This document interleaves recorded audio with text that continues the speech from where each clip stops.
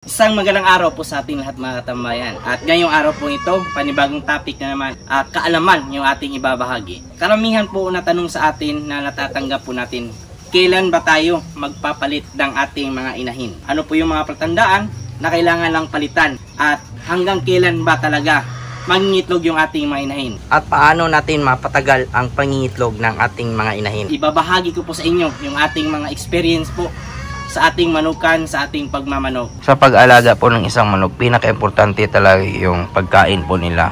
Kasi kung ano po yung ibigay nila, yun po yung ipuproduce nila sa atin. Halimbawa na lang po kung yung ating mga alaga ay mga heritage chickens na kung saan itlog ng itlog lang po yan sila.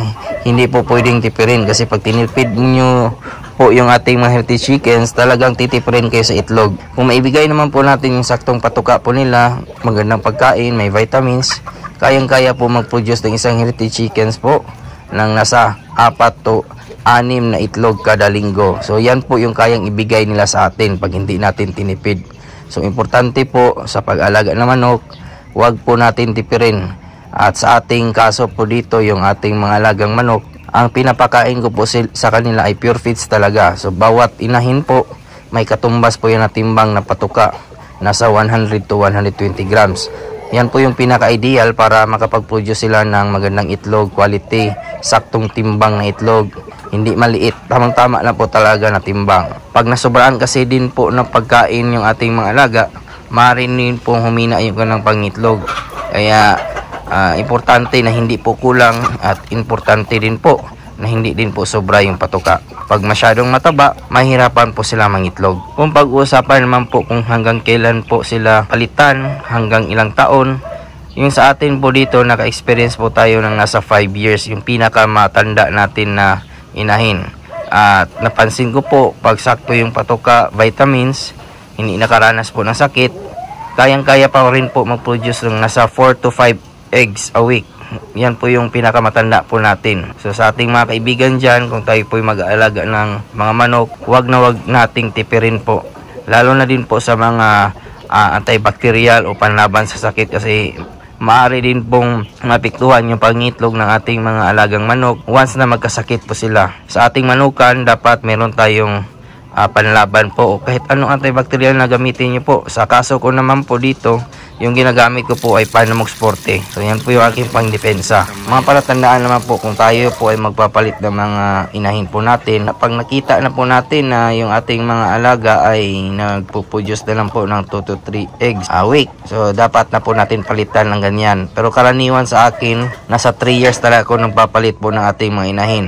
Pero kung wala tayong na-produce po na pangpalit po sa kanila, ay kaya pa po yan hanggang 4 years basta naka-range.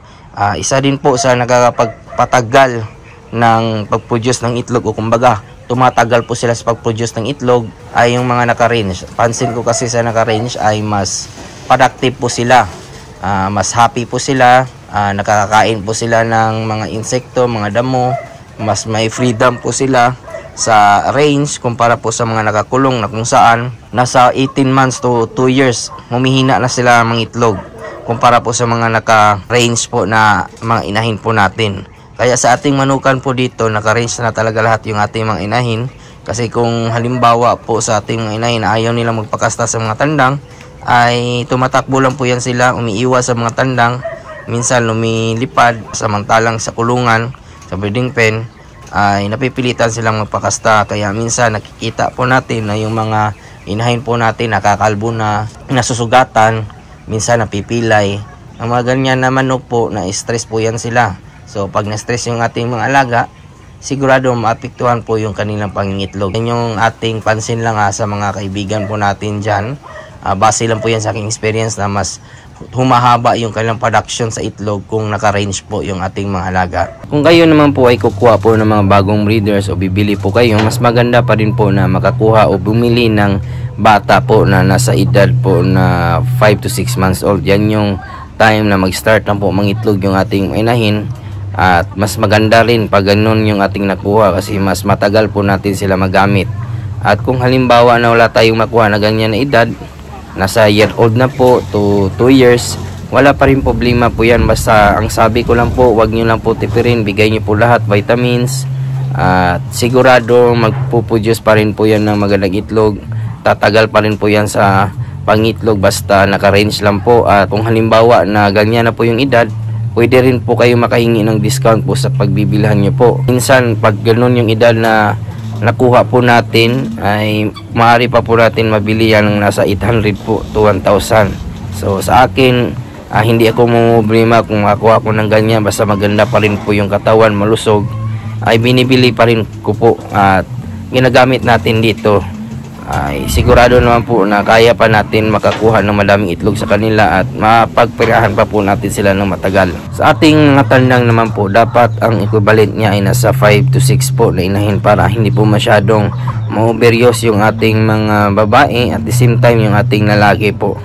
Mahirap na po pag marami yung tandang, nakakaawa yung mga babae, maari pong masugatan, ma-injury at na-stress. So mahirap na maapektuhan yung kanilang pangingitlog dahil po sa stress. Kaya yung mga pinakasimpleng mga gawain para magtagal po sila sa pangingitlog, umaba pa yung kanilang production. Simple lang po yan pero napakalaking tulong na po yan sa ating kita dito. Kung tayo po ay magpapalit, siguraduhin din po talaga natin na may panghanda din po tayo.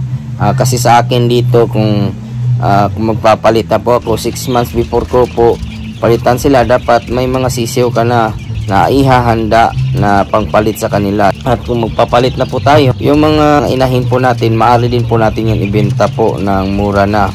Kasi tumatanda na. Pag tumatanda ay sigurado babagsak yung presyo. Pwede nyo pong ibenta po yan ng per kilo, ikal. Yung sa akin, pang karne na po ang ganyan po pag nagpalit na po tayo ng mga inahin. O pwede rin po ninyo na konsumuhin, kainin. So ganun yung aking mga diskarte po sa mga papalitan ng mga inahin. Sa pag-alaga din po ng mga inahin, may mga time din po talaga na mag-stop po yan mangitlog ng ilang linggo. Minsan abot pa ng 1 buwan. Pag halimbawa na ganun po ay normal lang po yan. At may time din po talaga na yung mga inahin din po natin ay magmulting, magpalit ng balahibo. Ang mga ganun po na mga inahin, hindi po yan magpapakasta sa ating mga tandang. So pag ganon ay ilipat po natin, ihiwalay po natin sa tandang, ilagay sa isang kulungan na walang kasamang tandang para sa ganon ay hindi po ma-stress na lalo yung ating mga alaga.